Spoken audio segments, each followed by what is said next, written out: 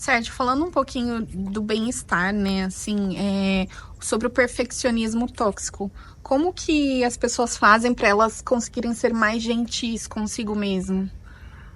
Estratégias, assim, que você pode trazer, algumas dicas para ajudar essas pessoas que têm esse perfeccionismo?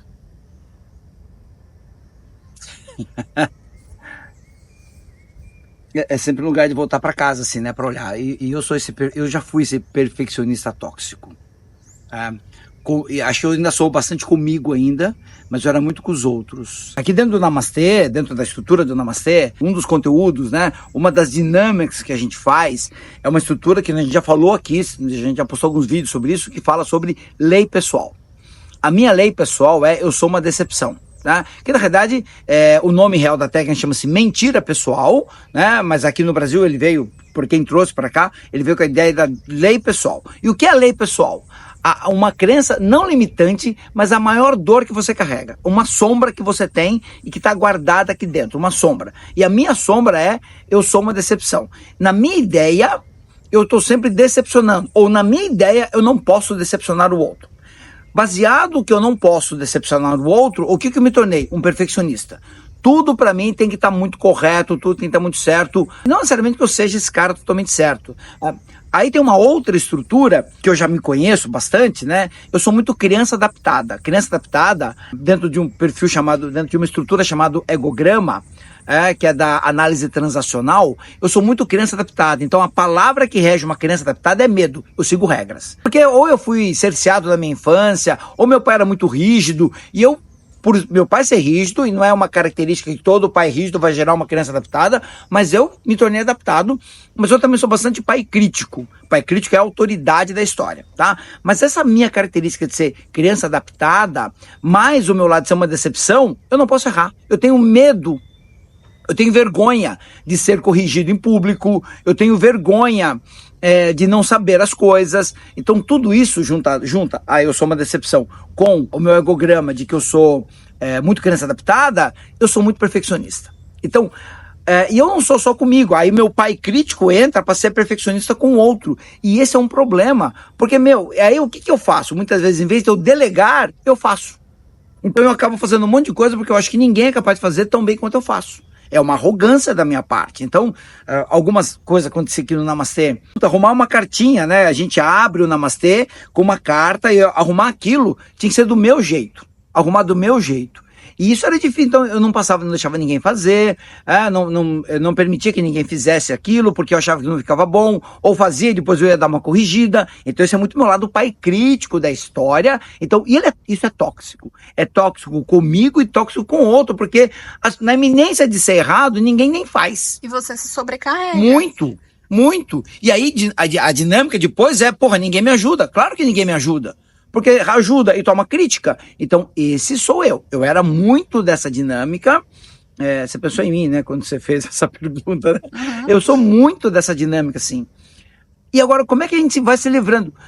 A gente só consegue abrir mão de alguns comportamentos quando eu me dou conta do comportamento. Eu nem me dava conta que eu era assim. Eu era assim, mas não, é normal, a vida é assim. Porra, eu tenho que ser assim. Então, o tempo inteiro criticando, o tempo inteiro julgando, o tempo inteiro blá, blá, blá. Esse era eu. E em algum momento eu falei assim, cara, isso só afasta as pessoas. Então, como é o lugar desse meio termo de, ok, você pode ser perfeccionista, mas como é que você vai andar com isso? Com o outro? Então, é muito do autoconhecimento de eu voltar para casa, entender aonde eu aprendi, entender as características, né? Esses comportamentos que eu tenho, e ele tem que estar claro para mim. Sabe quando você faz sempre errado? Mas não é que as pessoas te corrigem, mas você nem sabe que está fazendo errado? Aí você só consegue mudar quando você se dá conta de que aquilo está sendo ruim.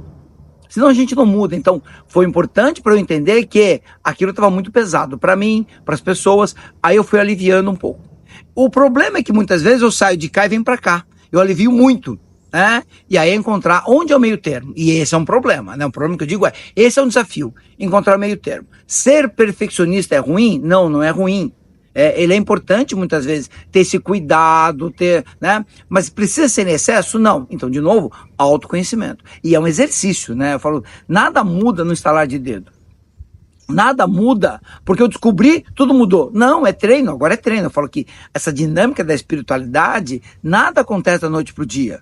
Né? Então tem gente que fala assim, já entendi, então agora eu vou abrir mão de tudo. Ela não faz nada, e ao mesmo tempo aqui dentro, ela não reclama, não saiu do jeito que ela queria. Ela fica um buraco, um vazio, até que um dia ela explode.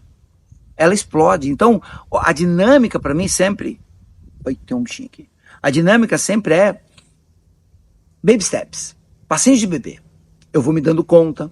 Aí, em um momento, eu dou conta que eu exagerei com o outro, volto.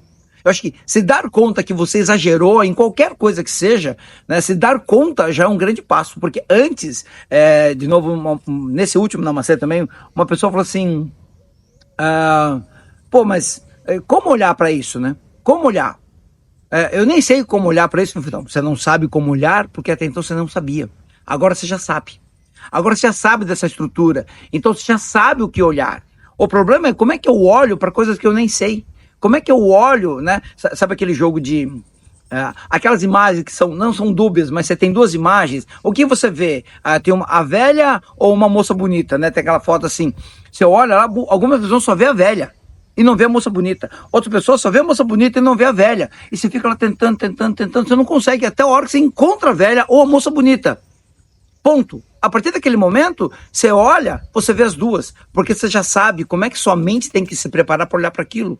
O problema é que eu nem sei. A primeira imagem que tá lá é a velha. Pô, só tem a velha aqui. Cadê? Não tem moça bonita aqui, não tem a moça. Não, só tá a velha. Sempre esteve lá, mas você estava condicionado a olhar...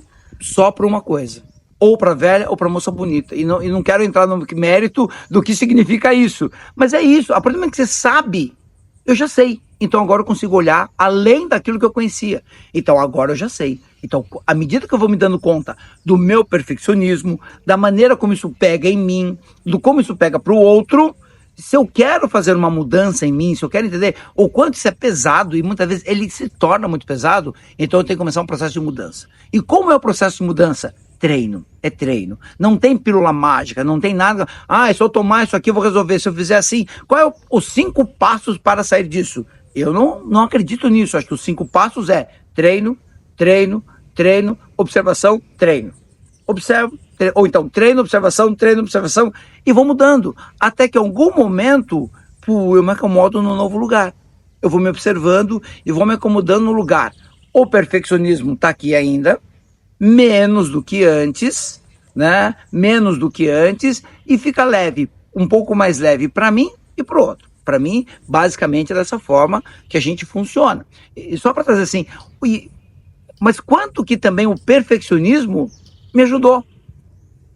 O perfeccionismo me torna melhor, né? Ele faz com que eu erre menos, ele faz com que eu observe mais, tem um monte de benefício no perfeccionismo, em ser perfeccionista. Só para não dizer assim, ser perfeccionista é ruim.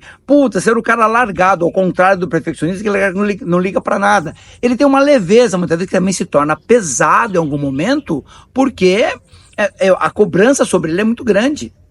Mas ele traz uma leveza que talvez... Então, encontrar o meio termo em tudo é o que é importante. Isso é importante. Então, não tem nada de errado em ser perfeccionista e nem ser aquele cara que não faz nada. É entender isso aqui e encontrar o meio termo, né, para viver uma vida mais tranquila, porque, de fato, é só isso que importa. Namastê.